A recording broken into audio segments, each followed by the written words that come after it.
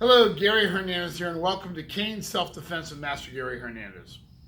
In this video, I'm going to answer a question somebody asked me.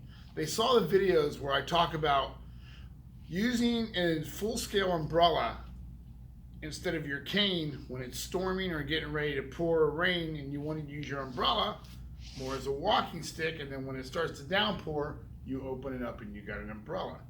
And then I've showed how to use the umbrella for self-defense, very similar to the cane, with the thrust, with the swings, with the blocks, with the hits. Well, their question was pretty interesting. What happens if your umbrella is open? Yes, I'm probably going to get bad luck because I opened the umbrella in a building. Well, we all know an umbrella is not really super strong. You're going to get a couple good hits or blocks before you damage it. They do make umbrellas that are called Unbreakable umbrellas, and I have one, which is actually this one, where supposedly it holds a lot of weight, and I have put it, one of my students who weighs 126 pounds, he stood on it, and I had the video for that, and he didn't bend or break it, and I was still able to use it. I've struck heavy bags with it, and it works great. So it is designed to take impact, but it's not cheap. Well, let's just say you have a regular umbrella. We all know that if you open it, the shaft isn't going to be as strong now because it's not collapsed and closed together to give it more strength. We all know the top, the top fabric. They're going to rip it, they're going to break it, they're going to tear it, they're going to kick it, they're going to punch it, they're going to grab it.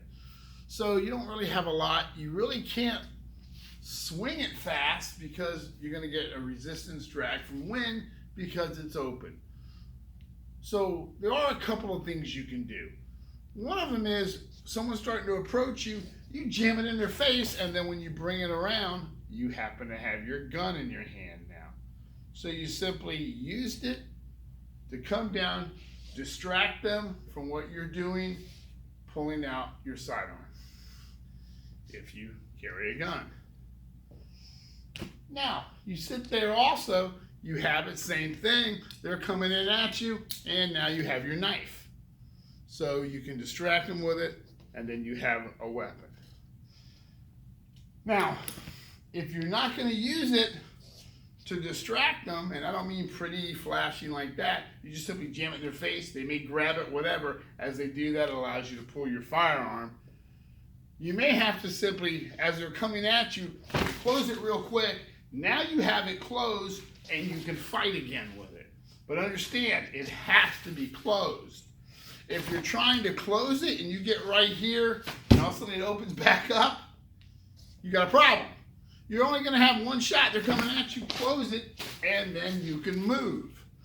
So if you can get it closed fast enough, you got more of a fighting chance, because if it's open, you're going to do nothing but use it to mask what you're doing to give you time. Now, they do make self-defense umbrellas, but understand something. There's two versions of a self-defense umbrella. There's ones like this one here that supposedly takes massive amounts of impact, and you can fight with it, and it's strong, and you got a big guy swinging a stick, and you can block and strike and all that. Okay, that's great.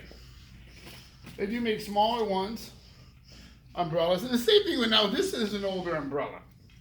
But I have a brass handle, so if I strike somebody, it's going to hurt. But again, we talked about what happens when the umbrella is open. Look at this sucker here.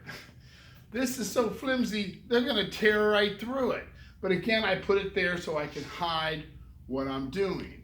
So that's the one good thing about doing that. Now, if they're coming at me and I need to close it, I got to close it quick so I can strike and move. If I can't close the umbrella quick, I've got a problem. Now, remember I talked about some umbrellas are made for self-defense. Well, this one has a knife built into it. But now it's a concealed weapon. So I better have a concealed weapons permit, not to mention sometimes they're not as practical as you think. Yeah, I know, people tell me, Gary, you've got 100 different self-defense gadgets. And I've got a lot. People have seen a lot of the gadgets I have that are self-defense. But out of tons of the ones I have, honestly, maybe 5 to 10% of them are practical. I mean, the other ones are a little far-fetched, a little more dangerous to try to use, stuff like that. Now, going back to umbrellas that are made for self-defense, this little guy. This is called the Executive Self-Defense Umbrella. Now understand, it's pretty sturdy. It'll hurt somebody. Yes, it can open up, put it in their face. But that's what not makes this umbrella unique. What makes it unique, but also makes it very illegal if you don't have the right thing, is the fact that when you pull it open, you've got about 1.5 foot serious, sharp, pointy shaft from hell that you can put in between the second and third rib, penetrate the throat, the eye, the ear. It's basically designed to do one thing, and that's penetrate the body. But again, you're really going to carry this? It's, an illegal thing. You're going to get in trouble. I carry what I know I can carry, and a lot of my stuff is more for private stock. But again, your umbrella, think about it. It's open.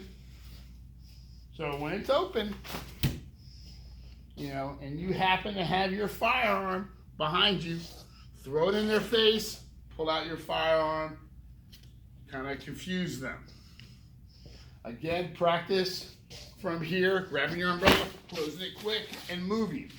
It all depends how fast you get that umbrella from here, locked down to here, so you can fight with it where it's not going to open on you.